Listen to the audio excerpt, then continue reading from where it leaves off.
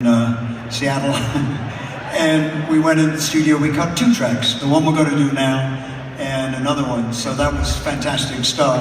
And then Warren Haynes,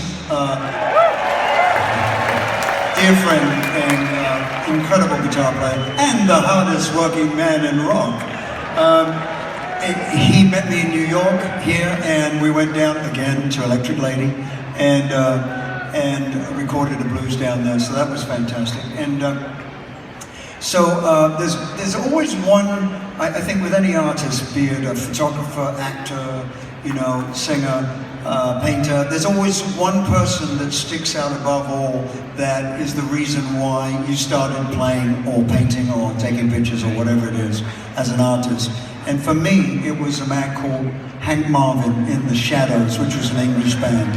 And they were Cliff Richard's backup band. He's like the English Elvis, Cliff. But he's still going. So anyway, I called Hank up, and we met in London at Mark Knopfler's studio, who lent it to us for the day, which was very nice.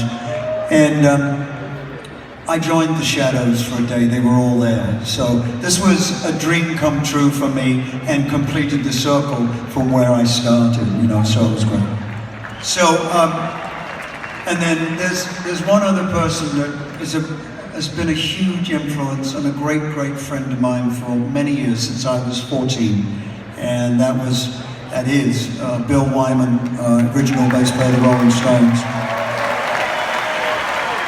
And so he's been like my older brother. He's got me into trouble, and he's got me out of trouble. You can read his book, you'll find out. Anyway, and mine. So, I called Bill up. I said, "Hey, Bill, how's it going?" "All right." So, I said, "Really? So everything good over there?" "Yeah." So I said, "Look, I'm doing this instrumental record. What do you think about the chances of you and I playing together, because we'd done sessions together years ago?" And he said, "All right." So it was very short, concise sentences, but we got a lot done. So anyway, I thought, well, look, Bill, you left the Rolling Stones after the Steel Wheels tour. I said, "You haven't played with Charlie for how many years?" "Oh, I don't know." So then I said, "Well, what do you think? What do you think about, can you call him and see if he'd like to play on a track with us? Because I've known Charlie as long." And he said, "All right, I'll call him." And so nothing for a couple of days. And then the phone rings, and I see it's Charlie Watts. So I pick up the phone, and I go, before I can say hello, he goes, "I'll do it."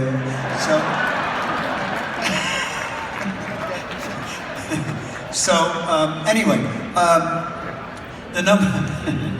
this number we're going to do now I first heard it on the radio in '94 when it came out. It's by Soundgarden, and Chris Cornell obviously was the singer, and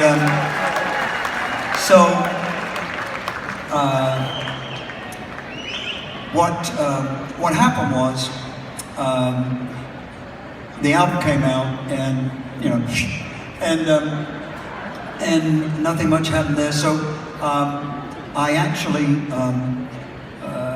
went to the mailbox a couple of days later, and there were 2 large envelopes in there, and I brought them in and opened them up, and they were 2 Grammy nominations for Fingerprints, the instrumental album. So I thought, well, I don't have a Grammy, let's see if we can try. I did it. Do it! I love that. 33rd Street, do it! 33rd and 8th, what do you mean? It's 33rd and 8th! That's where it is, and it's the garden!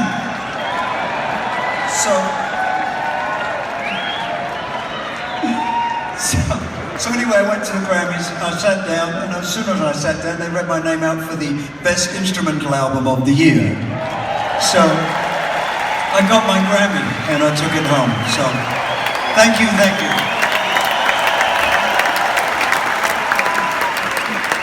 So, this being that we've lost Chris now, and I got to play with him live.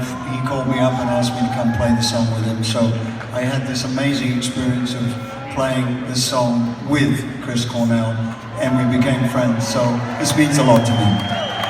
And so I always like to, when we play this number, I like to dedicate it to Chris Cornell, his wife Vicky, and their 2 children.